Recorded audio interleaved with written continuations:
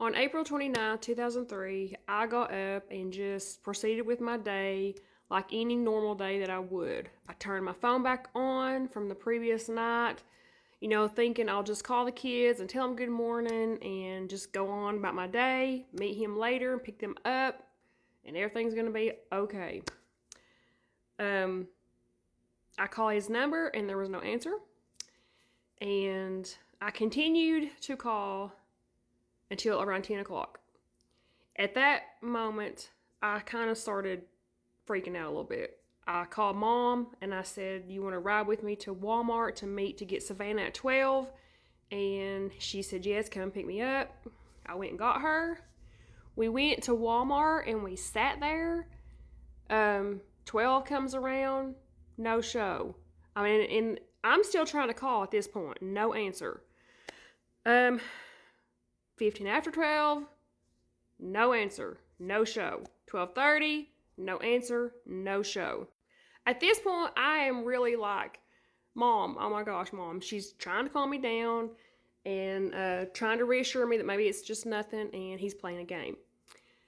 I called school at 15 to 1 because I have to pick Tyler up at 1 o'clock from school. And I call, I get the secretary on the phone. I said, hey, it's me. Can you tell me if Tyler's there today? And she said, hold on. She came back to the phone and she said, he's not here today. At that moment, I can honestly say that I didn't know what was going on, but I had the awfulest feeling ever. I just had such a bad feeling. So I was scared to go down there. And really, at the time, I didn't think about calling someone in authority to go down there. Like, I didn't think about calling a police officer and say, hey, can you go check? I called one of his family members and said, can you go check to see if the kids are okay? Can't get a hold of him. I've tried calling all day. Tyler's not at school. Savannah didn't get dropped off. I'm scared. I'm worried. So they couldn't go till later on, which was around 3:30, I think. And I said, please let me know. As soon as you find out, let me know. And I went back to my mom's and I sat on the porch. And I remember sitting on her porch on a little swing, like a little glider swing thing that she had. And this big gush of warm wind just came over me. And I can't explain the feeling that I had in my heart, but it was a feeling that I knew something really bad was wrong with the kids. And I looked at Mom and I said, he has done something really bad. And she said, oh, Chrissy, just maybe not. And I said, no, he has done something.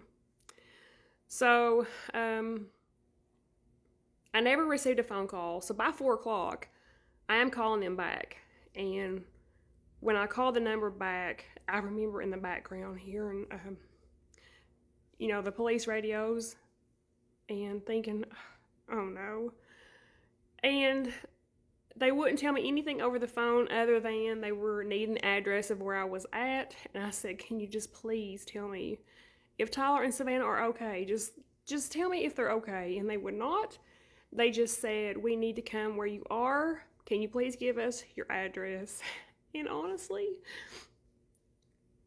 all I remember doing is just dropping the phone and screaming to the top of my lungs because I knew that if the police had to be there, that something was really bad wrong. And if they wouldn't tell me something over the phone, he worked in law enforcement. I knew that something was really bad wrong. It seemed like it took them forever to get to my mom's house, okay?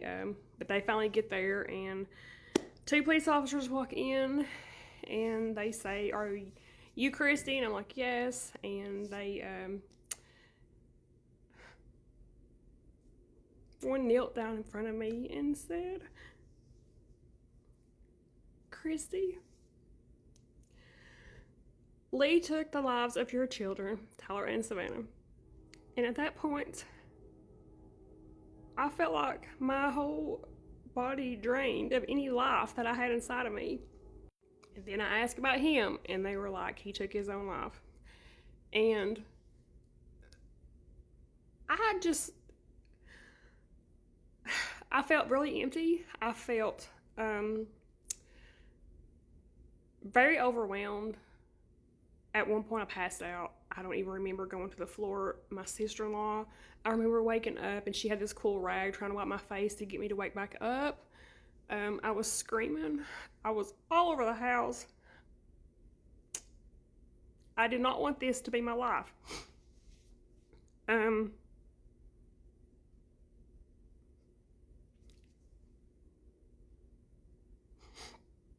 He never called and asked me what I wanted.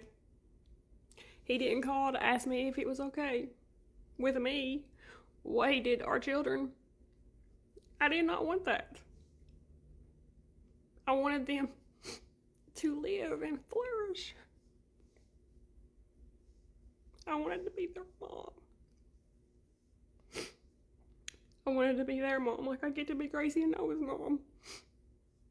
And it was just ripped away. Like I didn't matter. Like my feelings did not matter. He didn't care. In the days to come, I really learned who God was.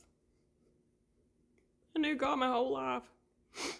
But in the days to come, I really, really learned who he was.